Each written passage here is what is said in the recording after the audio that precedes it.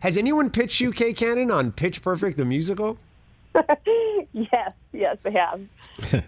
Have you said yes? I would do it in, a hot second. But I think it's like, I think when we were talking about it, it's like Pitch 3 had just come out, and they want to wait till the right time. And right now doesn't feel like the right time. You know what I mean? I know what you mean. I get it. Yeah. I get it. Kay Cannon joins the show, writer-director, as the upcoming Cinderella on Amazon Prime. But I bring up Pitch Perfect, Kay. One, because I love that movie. Two, because here in the Rich Eisen Studios that has all this memorabilia, all these photographs and sports tchotchkes, there is a Pitch Perfect 2 poster hanging up in the corner. And it's because you got the Green Bay Packers to perform a cappella, and that's because you're a diehard Bears fan. Am I right? That's right. Trolling the Packers in your own movie. That tells you everything we need to know about your fandom. What was that like to direct those guys and to write a scene for those guys in Pitch Perfect 2? Well, to write, they're such fans. They knew all the choreography to the finale of Pitch Perfect, and I guess they would do the choreography like on the road and stuff like that, like together, and they would watch the movie on the road.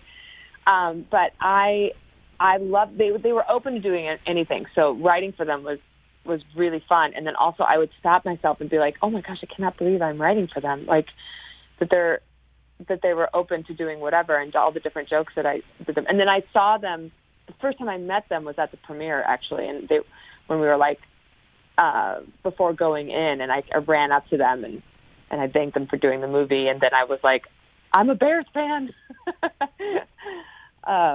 And they were like, get out of here, lady.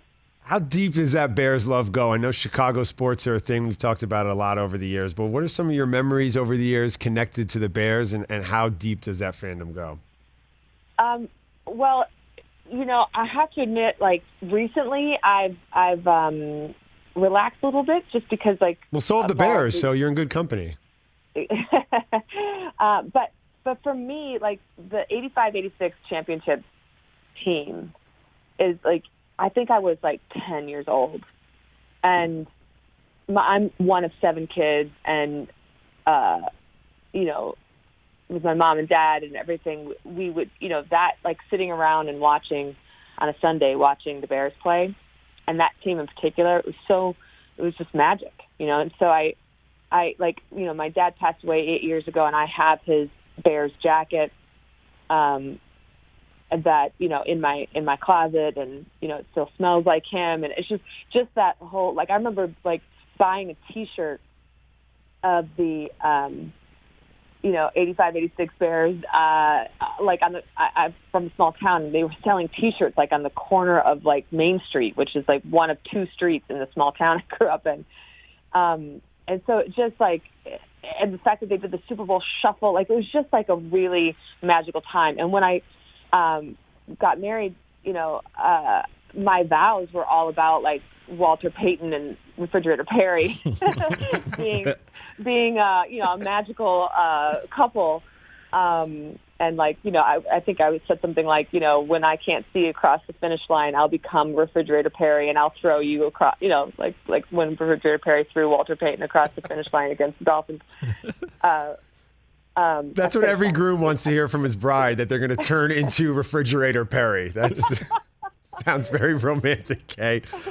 Kay Cannon. I can't see, when I can't find my way, he'll become my Refrigerator Perry. It was the whole thing. Kay Cannon joins the show right now. Cinderella coming soon on Amazon Prime. What I love about Pitch Perfect and hearing you talk about it, you wrote that film as a sports movie. What does a sports movie mean to you, and how does Pitch Perfect fit into that? Yeah, I mean, it was a competition, so it was in an all-female group. So growing up an athlete on a lot of basketball teams and volleyball teams, and I ran track and played softball, I just knew that dynamic. So to me, it was just I felt it was the ultimate underdog sports movie, because women, an all-female team, had never won the ICAs, which are the international championships of acapella. And so that, and then they had the rival, and they had who they had to beat. In this case, it was the all-male team. And my favorite movies of all time are like Rocky is like my favorite movie of all time, and Hoosiers. You guys mentioned Field of Dreams. There's just I just really connect to those movies, and so that's just how I approached it. I would imagine you're also connecting to these Olympics. Knowing you, something tells me you're a big Olympic person. What events have you enjoyed, and what stories have inspired you?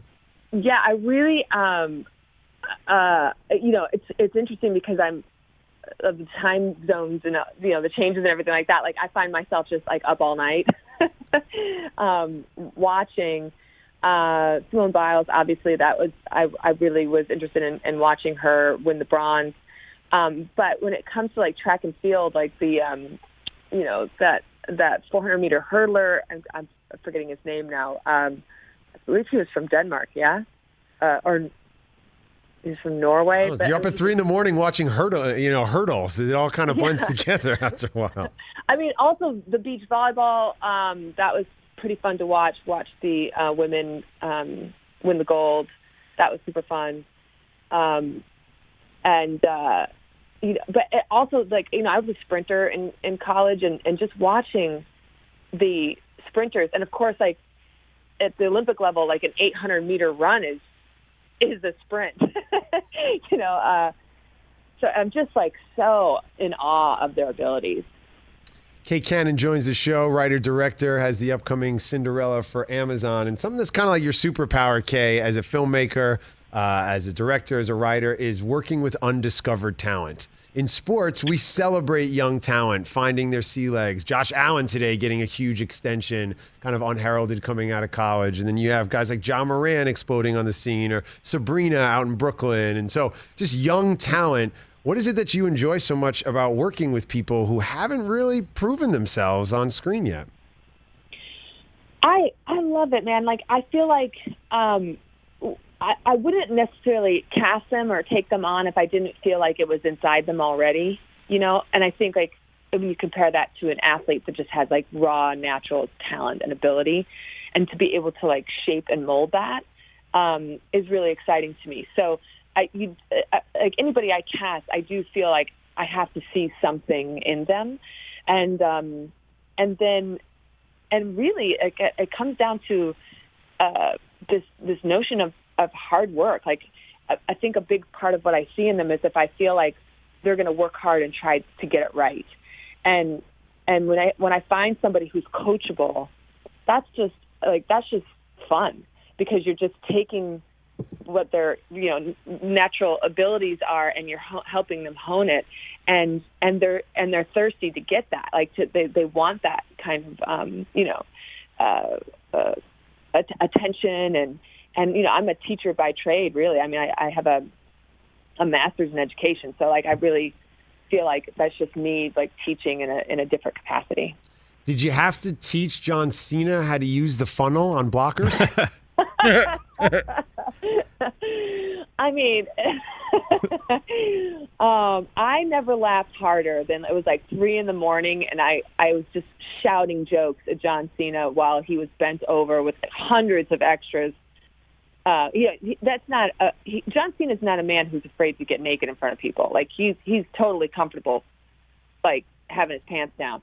But I was just yelling jokes at him, and I started laughing so hard because I was like, I went to college, and I'm just yelling at this, like, at John Cena about how this funnel's up his butt. Like it was just really ridiculous. This tells you about the crew I'm working with on this show, Kay. As soon as I brought up the Cena butt funnel, TJ looked over at me and goes, "Oh, that was my question." That was going to be it. Kay Cannon joins the show. One of 7, you had to get a college scholarship in track in order to go to college, correct? Yeah, I mean, there's 4 of us in college at the same time. So, all 4 of us had to get scholarships to be able to afford school. And we all stayed in state so we could get some, financial aid. So, and we all did it. I come from a really athletic family and an academic family as well. So whether it was an athletic scholarship or an academic scholarship, like all of us managed to make it through.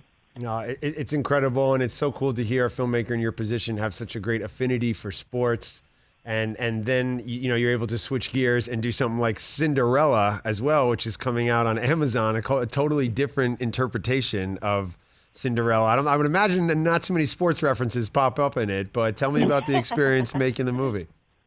Yeah, this one. I mean, this experience will be unlike any other I'll ever make, in the future, because we were about 4 weeks into shooting when we got shut down for the pandemic, and then about 5 months to the day we went back and we had finished and shot the last 8 weeks, and so all of us really went through something, and I really was so grateful to have the work and when the world was shut down and there were no live performances, I was every day I was seeing these amazing live performances and these, and actually.